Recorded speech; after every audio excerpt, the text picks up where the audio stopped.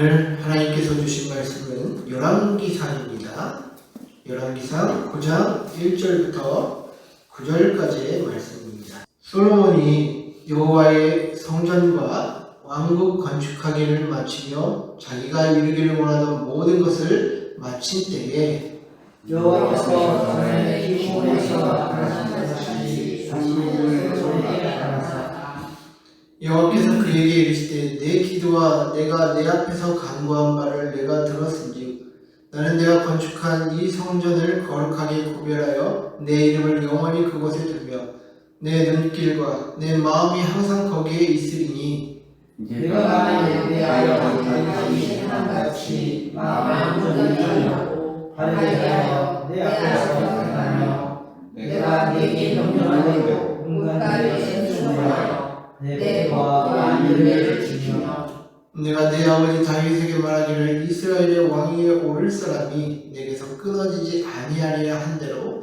내 이스라엘의 왕위를 영원히 견고하게 하려니와 만일 네가 우리 자손이 하소서 나를 하지 아니하며 내가 나의 나의 계명과 법도를 지키지 아니하고 가서 다시 그것을 경배하나 내가 이스라엘을 내가 그들에게 준 땅에서 끊어버릴 것이요 내 이름을 위하여 내가 거룩하게 구별한 이 성전이라도 내 앞에서 던져버리리니 이스라엘은 모든 민족 가운데서 속담거리와 이야기거리가 될 것이며 이 성경의 목사라도 사랑하는 용서에 여호와께서 성전을 이 땅과 이 성전에 쌓으시는 성령을 대답하기를 다 같이 읽겠습니다. 대답하기를 그들이 조상들을 애굽 땅에서 인도하여 계신 그들의 하나님 여호와를 버리고 다른 신을 따라가서 그를 경배하며 섬김으로 여호와께서 이 모든 재앙을 그들에게 내리시리라 하리라 하셨더라. 아멘. 네, 오늘은 도둑맞은 마음이라는 제목으로 가지고 여러분들과 함께 말씀을 나누고자 합니다. 여러분들은 예전보다 기억력도 많이 떨어지고 또 집중력도 많이 떨어졌다라는 것을 느끼신 적이 있으십니까? 저는 이상하게 요즘 들어 많이 그걸 느끼게 되더라고요.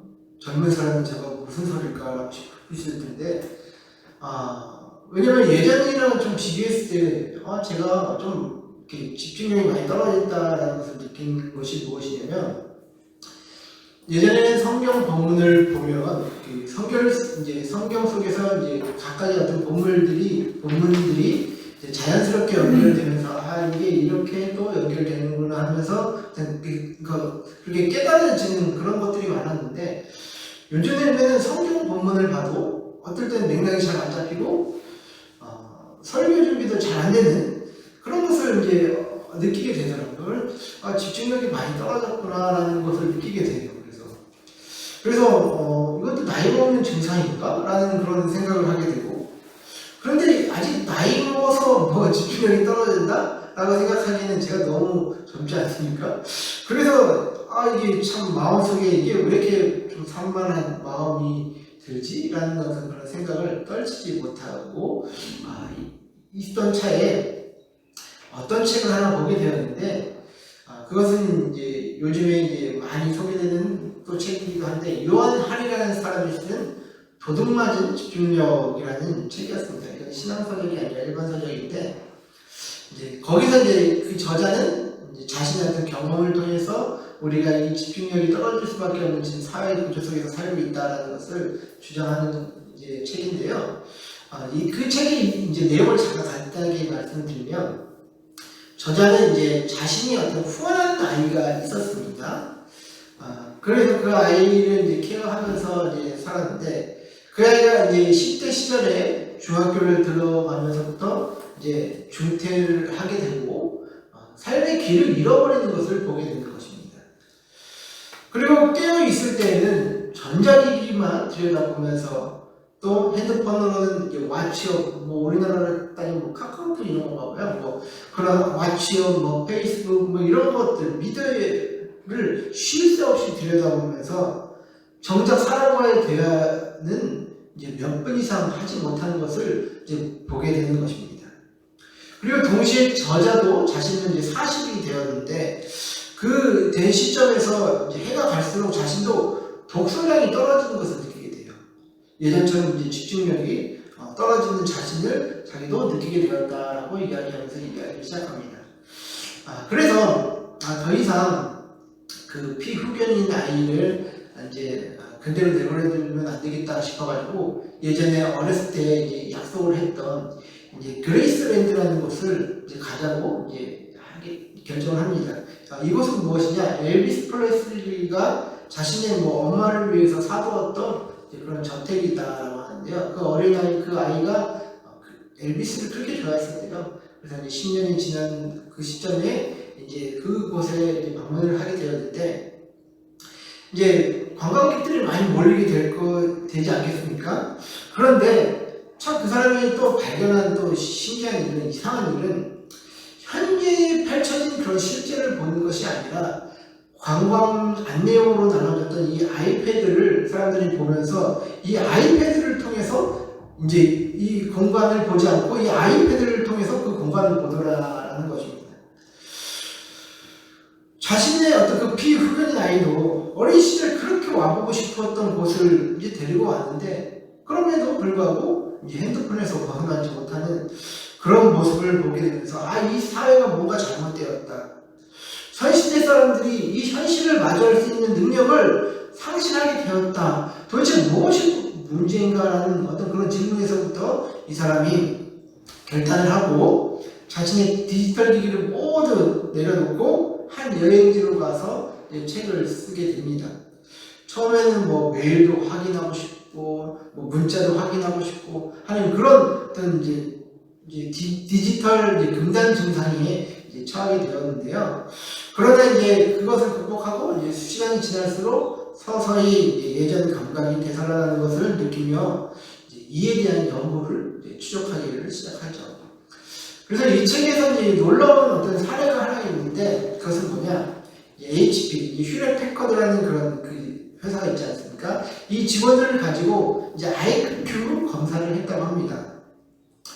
근데 직원들이 이제 정신이 산만해지거나 방해받지 않을 때 이제 IQ 검사를 한 뒤에 다시 이제 이들이 이제 이메일과 어떤 이제 전화를 받거나 뭐 이런 다른 일들도 하면서 동시에 했을 때에 이제 IQ 검사를 이제 진행을 한 것이에요. 근데 이제 놀라운 게 이 연구 결과가 단기적 차원에서 IQ가 10점이나 떨어진 것을 보게 된 것입니다. 왜 이게 엄청난 이 10% IQ가 뭐 얼마나 되는 수치를 이것입니까? 라고 말씀드릴 텐데요. 이것이 얼마나 큰 차원이냐면 이 단기적 차원에서 이제 IQ 10점 하나군요. 이 대마초 피웠을 때의 IQ에 가해지는 그 타격의 2배라는 것입니다. 그러니까 쉽게 말해서 업무 수행을 할 때 차라리 다른 거 하지 말고 차라리 대마초 피는 게 더 낫다라는 결과가 나온다는 것이죠. 실제로 이 뇌는요. 어떤 이제 전환을 하게 될 때에 이제 에너지를 쓰게 되는데 어떠한 일을 생각하고 몰두하는 데 쓰지 않고 이것저것 전환하게 되면 그만큼 내가 에너지 낭비, 시간 낭비를 하기 때문에 더 깊고 집중적인 생각을 할 수 없게 된다라는 것이 연구에 밝혀졌다고 합니다. 그래서 이 저자가 주장하는 바는 우리의 집중력이 떨어질 수밖에 없는 것은 이제 사회 구조적으로 시스템에 문제가 있다라고 주장을 합니다. 왜냐하면 뭐 페이스북, 인스타, 뭐 유튜브 이런 빅테크 기업들이 사람들이 한 페이지에 오래 머물 수 있도록 이제 시스템을 설계한다는 것이죠. 왜냐하면 사람들이 오래 한 페이지에 머물수록 자기네들이 설계한 페이지에 머물러 있을수록 광고 수익을 얻기 때문에 사람들이 그곳에 자주 들어올 수 있게 만들고 또 오래 머물 수 있도록 설계를 한다는 것이죠. 그래서 그들은 이런 것들을 하기 위해서 수백 명이 달려들어서 그것을 설계를 하는데 한 사람의 인간들로서 그것을 방어해내기가 쉽지 않다라고 얘기를 하는 것이죠. 그래서 이것을 개인의 어떤 절제력의 문제로 치부하기에는 우리 사회 시스템이 이제는 너무나 이런 식으로 고착화되었다는 것을 강조합니다. 그래서 저는 이 책을 읽고 공감하게 되는 게 무엇이냐면 현 시대는 이 시스템화된 모든 것들이 나를 산만하게 만들고 집중력을 잃게 만드는 그런 시스템으로 구축되어져 가고 있기 때문에 스스로 경각심을 가져야겠다라는 그런 생각을 하게 되더라고요. 왜냐하면 이렇게 이 주의력과 집중력이 산만해지게 만드는 것은 하나님을 믿는 자들에게 있어서 치명적인 영적인 어떤 해악을 끼칠 수 있다는 것을 우리가 기억해야 하기 때문입니다. 왜냐하면 우리가 하나님의 뜻을 분별하고 또 하나님께 마음을 드리는 삶은 곧 하나님께 대한 집중력에서부터 시작되기 때문입니다. 아무리 뛰어난 능력이 있다 하더라도 하나님으로부터 멀리 떨어진 자의 결말은 좋지 않습니다. 그것은 오늘 본문에서 나오는 솔로몬처럼 말입니다. 여러분들은 솔로몬을 어떻게 생각을 하십니까? 그는 지혜의 왕이었고 또 그의 지혜는 많은 사람들을 놀라게 할 만한 엄청난 지혜였기 때문에 많은 사람들이 우리 이 솔로몬 하면 굉장히 부러워하고 그의 지혜를 탐내하고 있지 않습니까? 실제 그는 이스라엘 역사상 가장 큰 나라를 이루었기 때문에 우리가 부러워할 만한 것들도 참 많은 왕입니다. 그러나 이 신앙적으로 봤을 때 이 솔로몬은 굉장히 제가 봤을 때 가장 사악한 왕이 아닐까 싶습니다. 왜냐하면 그는 하나님의 말씀을 계속해서 듣지 않고 무시했으며 그 결과 하나님께서 이스라엘을 반으로 가르겠다라고 결정하셨던 그 원인을 만들었던 왕이 바로 이 솔로몬 왕이기 때문입니다. 자, 오늘 본문 말씀은 솔로몬이 여호와의 성전과 자신의 왕궁을 이제 건축하던 모든 일을 마치고 난 이후에 하나님께서 솔로몬을 찾아와서 그에게 하신 말씀입니다. 그래서 오늘 본문은 어떻게 보면 핵심 구절이 4절이라고 저는 보는데요. 4절에 어떤 말씀이 있느냐? 내가 만일 내 아버지 다윗이 행함같이 마음을 온전히 하고 바르게 하여 내 앞에서 행하며 내가 내게 명령한 대로 온갖 일에 순종하여 내 법도와 율례를 지키며. 자, 오늘 하나님께서 솔로몬에게 요구하시는 바가 4절에 분명히 나와 있어요. 다윗이 행했던 것처럼 너도 마음을 온전히 하고 바르게 해서 행하는 것과 동시에 하나님이 솔로몬에게 명령한 온갖 일에 순종하며 하나님의 율법을 따라 살라라는 것이죠. 하나님은 솔로몬에게 어떤 프로젝트성의 일을 얘기하시지 않았습니다. 이 성전을 거룩하게 하여라 라는 것도 아니었고 이방 나라들을 더 점령하여라 라고 하신 것도 아닙니다. 그냥 다윗이 했던 것처럼 내게 마음을 주고 내 뜻을 따라 살아라 라는 것으로 정리가 될 수 있는 것이죠. 그래서 이 일만 하게 된다면 3절에서 말씀하셨던 것처럼 성전에 하나님의 영광이 떠나지 않게 될 것이고 또 5절에서 말씀하셨던 것처럼 이스라엘 왕의 족보가 끊어지지 않겠다. 너의 그 족보가 끊어지지 않게 하시겠다라고 약속을 하신 것입니다.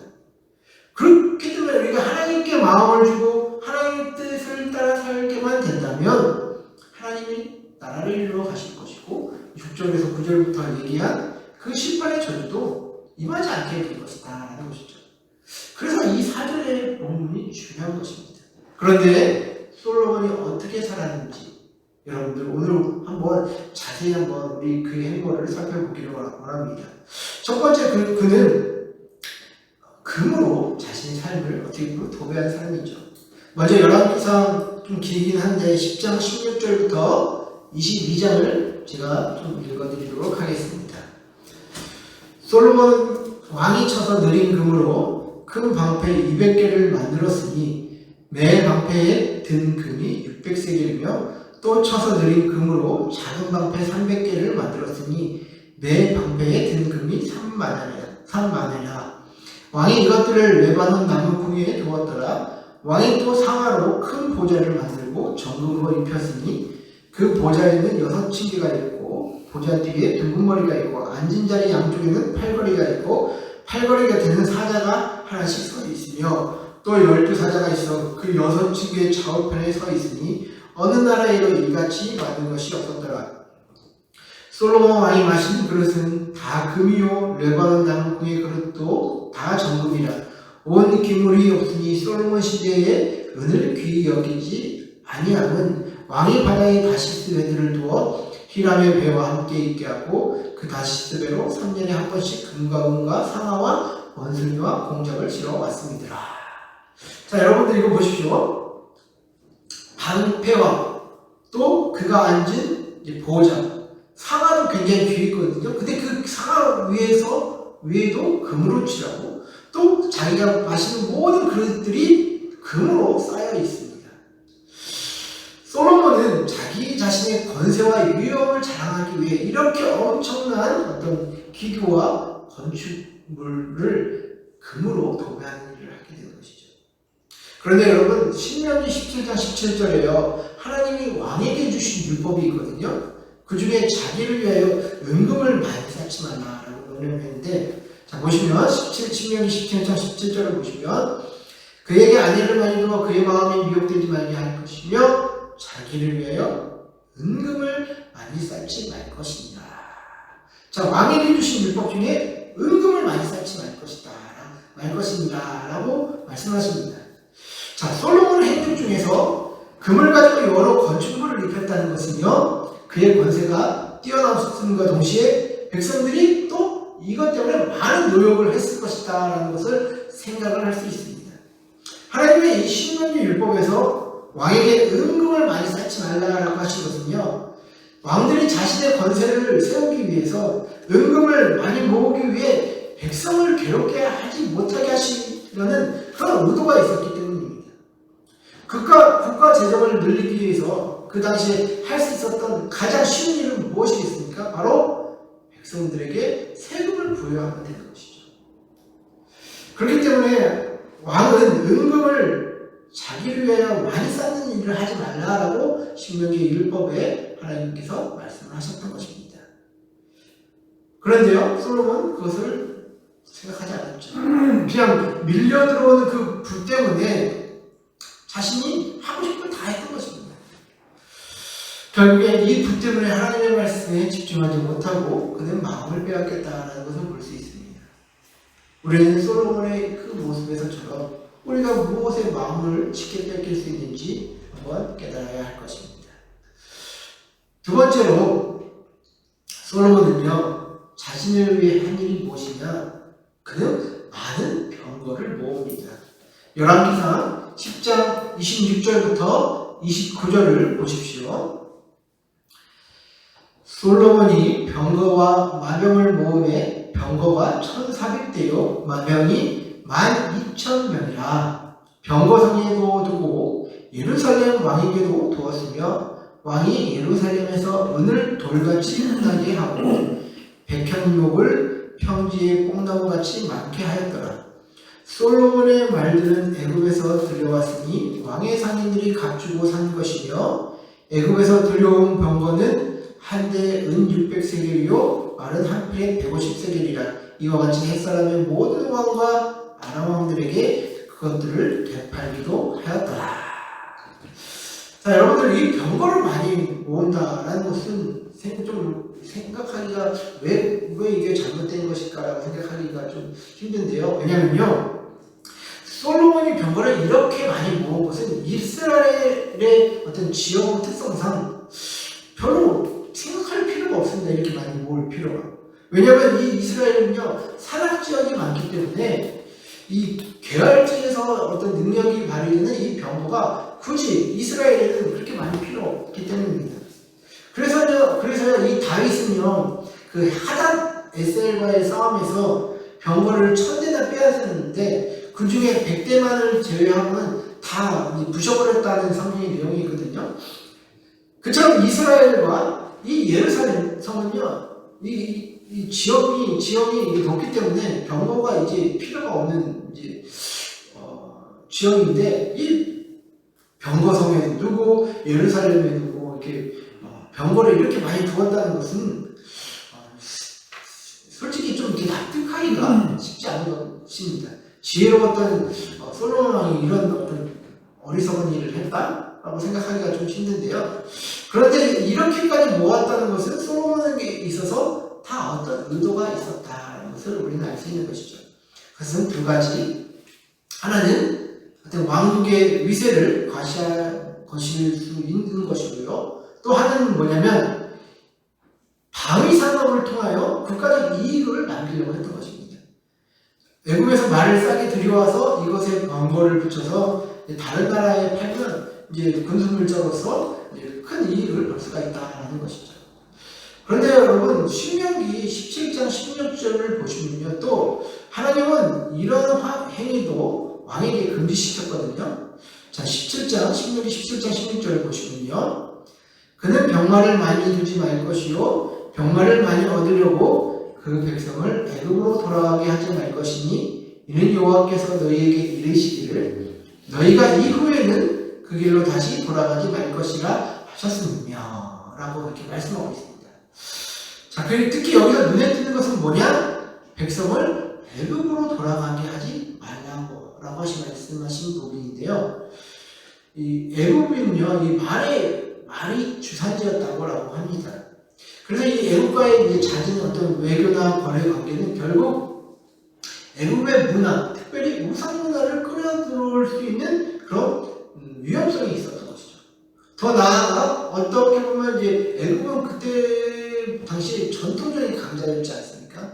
이스라엘이 항상 부강한 나라가 되면 좋겠지만 그렇지 않을 가능성도 있기 때문에 어떻게 보면 더 나아가면 정치적인 종속 관계에 또 매일 수 있는 우려를 낳기 때문입니다. 그래서 이렇게 되면 애굽으로부터 해방시켜 주시니까 하나님의 은총을 업신여김을 당하는 결과가 초래될 수도 있다는 것이죠. 그래서 솔로몬의 이런 행보는 이스라엘이 망할 때까지 애굽의 영향력 아래에서 또 바벨론에 투항하지 못하도록 만드는 그런 정치적인 어떤 풍토를 낳게 만듭니다. 그래서 솔로몬이 병마를 이렇게 많이 두었다라는 것은요, 하나님을 의지하지 않고 어떤 자신의 정치적인 실수와 계산으로 살았다라는 것을 잘 보여주는 대목이다라는 것이죠. 자, 마지막으로 이 솔로몬의 또 행보는요, 아내를 너무 많이 두었다라는 것입니다. 열왕기상 11장 3절부터 4절을 보시면요, 왕은 후궁이 700명이요 첩이 300명이라 그의 여인들이 왕의 마음을 돌아서게 하였더라. 솔로몬의 나이가 많을 때 그의 여인들이 그의 마음을 돌려 다른 신들을 따르게 하였으므로 왕의 마음이 그의 아버지 다윗의 마음과 같지 아니하여 그의 하나님 여호와 앞에 온전하지 못하였으니. 자, 솔로몬이 아내를 많이 두었다라는 것은요, 그가 음란했기 때문에 이렇게 많은 여인들을 두었다라고 생각하는 것보다는요, 과거에는 이 왕이 아내를 맞이하는 것은 다 어떤 정치적인 계산하에서 부인으로 맞아들이는 것 아니겠습니까? 그래서 솔로몬이 왕이 아내를 이렇게 많이 두었다는 것은 그가 주변국들과의 어떤 정치적 평화를 유지하기 위해서 이렇게 많은 아내들을 두었다는 것을 생각할 수 있는 부분입니다. 그러나 이제 신명기 17장 17절을 말씀하죠. 그에게 아내를 많이 두어 그의 마음이 미혹되게 하지 말 것이며. 하나님은 율법에 분명히 명시하고 계시죠. 아내를 많이 두지 말라. 이렇게 말씀하신 이유는 마음이 미혹될까 걱정되셨기 때문입니다. 평화를 위한다고 아내를 많이 맞이하게 된다면 그것이 평화를 유지하는 방법이 아니라 하나님으로부터 마음이 멀어져서 미혹될 것을 아셨기 때문입니다.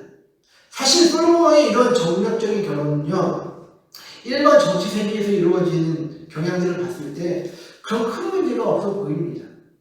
그러나 신앙적인 면에서 봤을 때 이런 결혼은 분명히 이스라엘 백성들의 마음을 하나님으로부터 빼앗아갈 것이 분명했던 것이었기 때문에 하나님은 금지하신 것입니다. 그런데도 솔로몬 왕은 하나님의 말씀을 따라 행하지 않았다라는 것이죠. 그는 그의 지혜를 따라 행했다라는 것을 알 수 있습니다. 하나님은 이런 삶을 살아가는 솔로몬에게 이후에도 2번씩이나 더 나타나시거든요. 그래서 그의 마음을 돌이켜라라고 말씀하셨지만 솔로몬은 끝까지 듣지 않았습니다. 그 결과 솔로몬에게 하나님은 이스라엘을 쪽에서 너의 신하에게 주겠다라고 결정적으로 말씀하신 것이죠. 그래서 열왕기상 11장 11절을 보십시오. 여호와께서 솔로몬에게 말씀하실 때 내가 이러한 일이 있었고 또 내가 내 언약과 내가 내게 명령한 법도를 지키지 아니하였으니 내가 반드시 이 나라를 내게서 빼앗아 내 신하에게 주리라. 여러분 이 상황까지 와 있는데 솔로몬을 본받고 싶으십니까? 솔로몬의 지혜는 참 탐이 나죠. 또 그는 그 지혜로 나라를 잘 이끌어 나갔던 것도 있습니다. 근데 그것은요, 그가 스스로 작은 아이라 여길 때에 하나님 앞에 낮추는 마음이 있을 때에 있었던 일이죠. 그러나 부와 명예, 권세가 늘어나자 그는 하나님을 떠나 자기 지혜를 따라 나라를 이끌어 갔습니다. 그리고 그 결과는 나라가 쪼개질 것이라는 약속만 낳게 되는 것이죠. 솔로몬은 그가 누리는 지혜와 부와 권세가 다 자신이 이룬 것이라 생각할 때에 스스로 망하는 길을 걸어가게 될 것입니다. 그리고 그의 결정적인 실패는 하나님께 마음을 두지 않고 자신의 마음을 다른 것에 빼앗겼기 때문이다 라는 것을 우리는 알 수 있는 것이죠. 그래서 우리는 항상 우리의 마음을 빼앗기지 않도록 조심해야 됩니다. 주의하고 또 항상 또 주의해야 합니다. 지혜가 있다는 자도 이렇게 망가졌는데 우리라고 이러지 말라는 법이 있겠습니까? 제가 서두에서 말씀드렸다시피 오늘 우리가 사는 시대는요, 하나님께 집중할 수 없도록 만드는 일들이 너무나도 많습니다. 이 손안에 들려지는 이 스마트폰뿐만 아니라 또 우리가 즐겨하는 취미들, 할 수 있는 것들이 얼마나 많습니까? 또 우리가 돈만 벌고자 한다면 부동산, 주식 같은 그런 투자들, 심지어 친구라고 불릴 만한 사람들, 이런 사람들 정말 하나님보다 마음을 줘야 할 것들이 얼마나 많습니까? 저도 자유롭지 못하는 사람입니다. 제가 과거에는 말씀을 참 왔다 갔다 하면서도 많이 묵상을 했던 것 같아요. 그래서 이 말씀은 무엇을 말하는 것일까? 이 말씀을 어떻게 전해야 할까? 라면서 이렇게 묵상하면서 이제 돌아다녔는데 이제 저의 삶을 보니까 휴식을 취하면서 계속 스마트폰 들여다보고 있는 저의 모습을 발견하게 됩니다. 그것은 우리 사모님이 증인입니다. 근데 이제 대부분 제가 그렇게 이제 삶을 살아 보니까 마음이 너무 많이 뺏기는 거예요. 그러니 설교 준비도 힘들고 여러 가지 어떤 세상적인 관심에 자연스럽게 마음을 빼앗기는 제 모습을 깨닫게 되는 것이죠. 저는 여기서 인터넷을 하고 스마트폰을 하는 것이 악한 죄이기 때문에 하지 말아야 한다라고 말씀드리는 거 아닙니다, 여러분. 우리가 스스로 조심하지 않으면 별것 아닌 것 같아 보이는 일들이 하나님으로부터 마음을 조금씩 멀어지게 하는 일들이 있기 때문에 우리 안에 이러한 일들을 발견하고 스스로 조심해야 한다라는 것을 말씀드리는 것입니다. 왜냐하면 마귀는 이런 일을 통해 우리와 하나님과의 관계를 갈라놓기 때문입니다. 그래서 여러분, 우리가 하나님께 집중하지 못하는 이 마음과 또 우리의 생활 패턴을 점검해야 한다라고 말씀드리는 것입니다. 이 마음이라는 것은 굉장히 어떻게 보면 독특한 것 같아요. 연구해도 마음이 무엇이다라고 정확하게 얘기해 주는 데는 없어요. 뇌과학자들은요, 우리의 마음을 그냥 어떤 뇌가 반응하는 어떤 뇌의 한 부분이다라고 얘기합니다. 또 어떤 학자는 우리의 마음을 그냥 어떤 생각하는 방식이다라고 얘기하고 있고요. 어떤 신학자는 우리의 마음을 영적인 세계를 우리가 감지할 수 있는 어떤 인간의 한 혼적인 영과 혼을 겸하는 어떤 그런 부분이라고 설명을 하기도 합니다. 저는 다 맞는 것이라고 생각을 해요. 우리의 생각과 어떤 뇌의 영역이 잘못되어 버리면 영을 인지할 수 있는 그런 인간의 영역이 사라지기 때문이죠. 그만큼 우리의 마음은요, 관리하지 않으면 우리들의 마음은 하나님께 드리지 못하고 또 하나님의 뜻도 분별하지 못하는 자들이 된다라는 것입니다. 그래서 이 마음을 다스리는 것은 굉장히 중요한 것이다라는 것이죠. 잠언 4장 23절 말씀에 모든 지킬 만한 것 중에 더욱 내 마음을 지키라. 생명의 근원이 이에서 남이니라. 라고 말씀하고 있지 않습니까? 그렇다면 우리는 이제 마지막으로 설교를 정리하기에 앞서서 하나님이 기뻐하시는 마음을 어떻게 가질 수 있고 또 우리가 그것을 어떻게 지킬 수 있을까 라고 생각을 해봐야지 않겠습니까? 그렇죠. 어떤 수양을 해야 이 마음이 지켜질까? 저는 다윗의 예를 통해서 말씀을 좀 드리고자 하는데요. 여러분들, 솔로몬과 다르게 왜 다윗은 하나님 마음에 합한 사람이었을까요? 왜 하나님은 계속 다윗이 행한 것 같이, 다윗의 마음과 같이 자꾸 이런 이야기를 하시면서 왜 솔로몬에게 돌아오라고 얘기했던 걸까요? 돌아오라고 얘기했을까요? 저는 오히려 이 다윗이 솔로몬보다 더 사악한 짓을 했다고 보거든요. 그것은 무엇이냐면 우리아와 관련된 일입니다. 그가 어떤 짓을 했습니까? 그가 부하들은 다 전쟁에 나가서 싸울 때 자신은 이제 왕궁에서 한가하게 옥상을 거닐면서 목욕하고 있는 그 우리아의 아내를 발견하죠. 그리고 그 아내를 겁탈하고 그가 임신하자 한 가지 실수를 쓰게 됩니다. 그것은 전쟁터에 나가 있는 우리아를 다시 불러들여서 그의 아내와 잠자리를 다시 가지게 만들도록 그가 술수를 씁니다.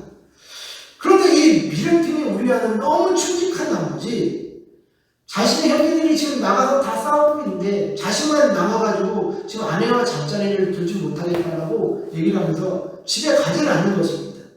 이 멍청한 인간이 그냥 다윗이 시키는 대로 했으면 안 죽었을 텐데 너무 충성스러운 나머지 우리아는 죽게 되는 것이죠. 그래서 이 머리를 쓴 게 뭡니까? 다윗이 이 제일 성공에 서서 이 화살 맞게 해서 죽을 수밖에 없는 상황에 이 다윗은 그 우리아를 밀어넣게 되는 것이죠. 아주 깔끔하고 어떻게 보면 자신의 실수가 외부에 알려지지 않도록 이 일을 처리하는 아주 기가 막힌 지혜를 쓴 것입니다. 다윗은. 그러나 이러한 모든 일을 보신 하나님이 다윗을 책망하실 때 다윗은 이러한 하나님의 책망을 두려워하며 그분 앞에 엎드렸다라는 것이죠. 사실 다윗 왕은요, 부하 한 명 죽인다고 누가 뭐라고 할 사람은 없습니다. 그는 왕이었기 때문입니다. 그러나 다윗은 자신보다 더 높으신 왕이 있었다는 것을 그는 항상 마음에 간직하고 있었고, 하나님께서 자신의 죄를 책망하실 때 그는 마음을 돌이켜 하나님 앞에 돌아올 수 있었다는 것이죠. 다윗도 완벽한 사람이 아니었습니다. 그도 실수 많이 했습니다. 그러나 그때마다 다윗은 다시 마음을 돌이키는 그 일들을 했다라는 것이죠. 그래서 우리가 회개의 삶을 살아야 한다라는 것은요, 하나님께 마음을 드리는 삶을 우리가 살자라는 것입니다. 그래서 우리가 이렇게 하나님의 은혜 가운데 죄를 깨닫고 회개하고 주의 보혈로 씻김받는 그 은혜들을 살아가면서 하나님께 마음을 돌이키는 그 일을 살게 된다면요, 우리 또 다윗처럼 하나님 마음에 합하는 그런 사람이 될 수 있다는 것이죠.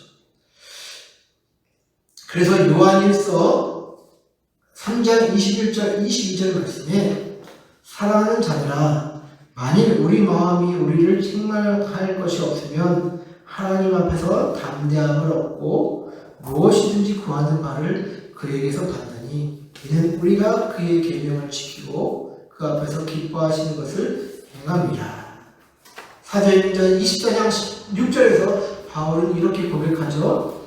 이것으로 말미암아 나도 하나님과 사람에 대하여 항상 양심의 꺼리낌이 없기를 힘쓰나이다 라고 말합니다. 사랑하는 성도 여러분, 이 시대는 하나님께 향해야 할 마음이 세상의 잡다한 것들로 인해 도둑맞은 마음이, 그런 심정이 너무나도 많은 시대입니다. 큰 부와 명예와 권세, 그리고 그 누구보다도 지혜가 있었던 솔로몬 왕도 하나님 마음에 합한 사람이 아니었습니다. 오히려 들에 핀 백합보다도 솔로몬의 명망은 보잘것없다라는 것이었죠. 왜냐하면 들에 핀 백합은 오로지 하나님의 은혜만 바라보고 또 하나님의 은혜로만 꽃이 피고 신은 은혜를 누리며 사는 것이 바로 그 백합이었기 때문입니다. 하나님께 마음을 집중하십시오. 그리고 그분의 뜻을 분별하며 살아가기를 몸부림치십시오. 그럴 때에 솔로몬의 그 영광보다 하나님이 채우시고 입히시고 또 인도하시는 그런 은혜를 누리며 살아가게 될 것입니다. 그런 하나님이 이루어 가시는 은혜를 경험케 되시기를 주의 이름으로 간절히 축원드립니다.